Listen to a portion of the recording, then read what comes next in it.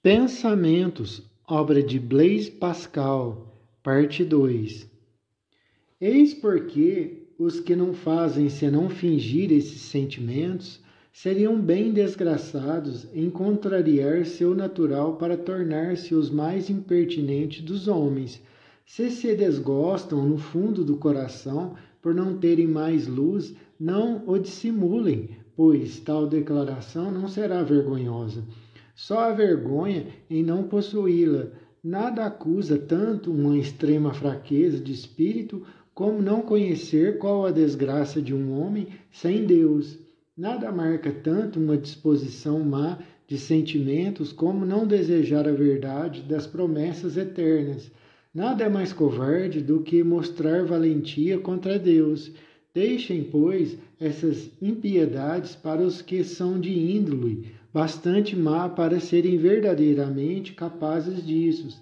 Sejam ao menos homens de bem, se não puderem ser cristãos, e reconheçam, finalmente, que só há duas espécies de pessoas que podem ser chamadas de razoáveis, ou os que servem Deus de todo o coração porque o conhecem, ou os que o procuram de todo o coração porque não o conhecem.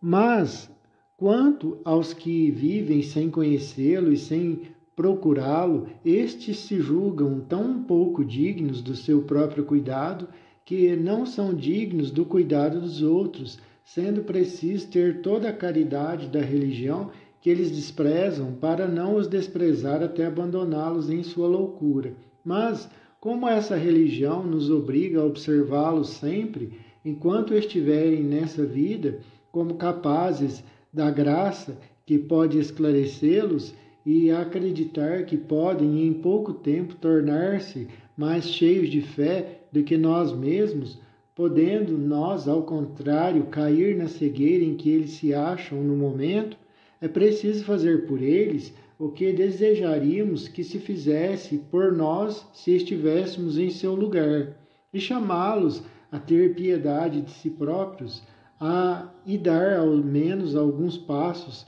para descobrir a luz. Dediquem a esta leitura algumas das horas que tão inutilmente empregam fora. Se alguma aversão experimentarem, talvez reconheçam ainda assim alguma coisa, ou pelo menos não perderão muito. Quanto aos que nisso usarem de toda a sinceridade e mostrarem um verdadeiro desejo de descobrir a verdade, espero que se satisfarão e ficarão convencidos das provas de uma religião tão divina por mim coligidas aqui. Artigo 2. O que é mais vantajoso? Acreditar ou não acreditar na religião cristã? Nossa alma está lançada no corpo, no qual acha número, tendo dimensões. Raciocina sobre isso e lhe dá o nome de natureza, necessidade, sem poder acreditar em outra coisa. A unidade agregada ao infinito em nada o aumenta, do mesmo modo que um pé a uma medida infinita. O finito se aniquila em presença do infinito e se torna um simples zero. Assim o nosso espírito diante de Deus, assim a nossa justiça diante da justiça divina. Não há grande desproporção entre a nossa justiça e a de Deus, como entre a unidade e o infinito. É preciso que a justiça de Deus seja enorme, como a sua misericórdia é. Ora, a justiça para com os réprobos é menos enorme e deve aliviar menos do que a misericórdia para com os eleitos. Sabemos que há um infinito e ignoramos a sua natureza, assim como sabemos que é falso que os números sejam finitos. É, pois, verdade que há um infinito em número, mas não sabemos o que ele é. É falso que seja par, é falso que seja ímpar, porque, acrescentando-lhe a unidade, ele não muda de natureza. No entanto, é um número, e todo número é par ou ímpar. Isso é verdade para todos os números finitos. Pode-se, pois, saber que existe um Deus sem saber o que ele é. Conhecemos, pois, a existência e a natureza do finito, porque somos finitos e extensos como ele. Conhecemos a existência do infinito e ignoramos sua natureza, porque ele tem extensão como nós, mas não tem limites como nós. Não conhecemos, porém, nem a existência nem a natureza de Deus, porque ele não tem extensão nem limites. É que às vezes eu falo, Deus não tem como um ser humano conceber Deus, ter um pleno entendimento de Deus, ter a dimensão de Deus, mensurá-lo, por assim dizer. Por quê? Porque nós somos finitos e limitados. Deus é infinito e ilimitado. E como poderia o finito e o ilimitado compreender perfeitamente o que é infinito e ilimitado? Um pitaco meu, que eu sempre comento isso quando eu estou a conversar com ateus e com pessoas que querem falar de Deus. Eu falo, para começar, não temos nem condições de mensurar Deus, de entender Deus, de saber o que é Deus, porque nós somos finitos e limitados. Partindo do princípio que Deus é infinito e ilimitado, acabou. Não tem como um ser humano ter pleno entendimento do que é Deus. Conhecemos, pois, a existência e a natureza do finito, porque somos finitos e extensos como ele. Conhecemos a existência do infinito e ignoramos sua natureza, porque ele tem extensão como nós, mas não tem limites como nós. Não conhecemos, porém, nem a existência, nem a natureza de Deus, porque ele não tem extensão nem limite. Mas pela fé conhecemos sua existência, pela glória conheceremos sua natureza. Ora, já mostrei que não se pode conhecer bem a existência de uma coisa sem conhecer a sua natureza. Falemos agora segundo as luzes naturais. Se há um Deus, ele é infinitamente incompreensível, de vez que não tendo nem partes, nem limites, nenhuma relação possui conosco. Somos, pois, incapazes de conhecer não só o que ele é, como também se ele é. Assim sendo, quem ousará empreender, resolver essa questão? Não somos nós, que nenhuma relação temos com ele. Quem, pois, censurará os cristãos por não poderem dar satisfação de sua crença? Eles que professam uma religião de que não podem dar satisfação. Expondo ao mundo, eles declaram que isso é uma tolice. No entanto, vós vos lastimais, porque eles a povoam. Recapitulando aqui, está meio apagado aqui. Quem, pois, censurará os cristãos por não poderem dar satisfação de sua crença? Eles que professam uma religião de que não podem dar satisfação. Expondo-a ao mundo, eles declaram que isso é uma tolice.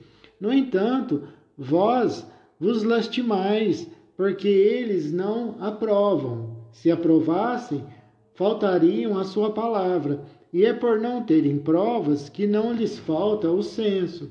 Sim, mas embora isso escuse os que assim a oferecem e os livre da censura de produzi-la sem razão, não excusa os que a recebem.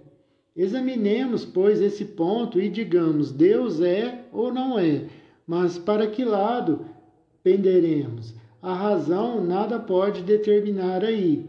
Há um caos infinito que nos separa. Na extremidade dessa distância infinita, joga-se cara ou coroa. Que apostareis? Pela razão não podeis fazer nenhuma nem outra coisa. Pela razão não podeis defender nenhuma nem outra coisa. Não acuseis, pois, de falsidade os que fizeram uma escolha, pois nada sabeis disso. Não, mas eu os acusarei de terem feito não essa escolha, mas uma escolha, porque, embora o que prefere coroa e o outro estejam igualmente em falta, ambos estão em falta. E o justo é não apostar. Sim, mas é preciso apostar. Isso não é voluntário. Sois obrigados a isso. E apostar que Deus é apostar que ele não é. Que tomareis, pois?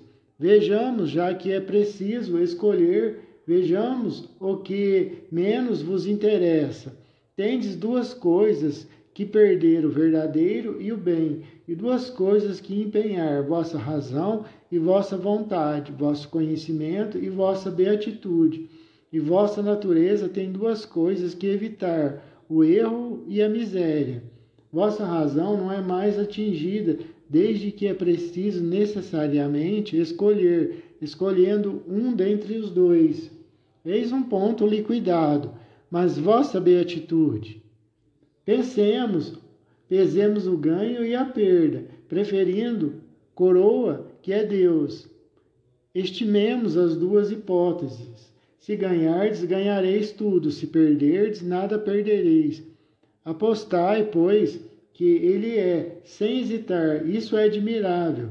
Sim, é preciso apostar, mas talvez eu aposte demais. Vejamos. Uma vez que é tal a incerteza do ganho e da perda, se só tivesses que apostar 2 vidas por uma, ainda poderias apostar. Mas se devessem ser ganhas 3, seria preciso jogar desde que tendes necessidade de jogar, e serias imprudente quando, forçado a jogar, não arriscasses vossa vida para ganhar 3 num jogo em que é tamanha a incerteza da perda e do ganho.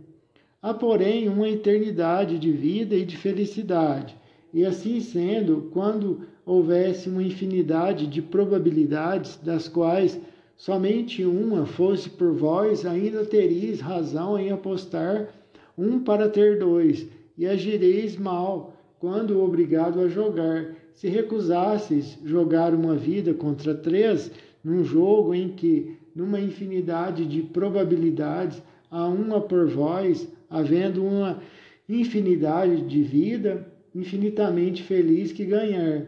Mas há aqui uma infinidade de vida infinitamente feliz que ganhar, uma probabilidade de ganho contra uma porção finita de probabilidade de perda, e o que jogais é finito. Jogo é jogo. Sempre onde há o infinito e onde não há a infinidade de probabilidade de perda contra de ganho, não há que hesitar, é preciso dar tudo. E assim, quando se é forçado a jogar, é preciso renunciar à razão para conservar a vida e não arriscá-la pelo ganho infinito, tão prestes a chegar quanto a perda do nada.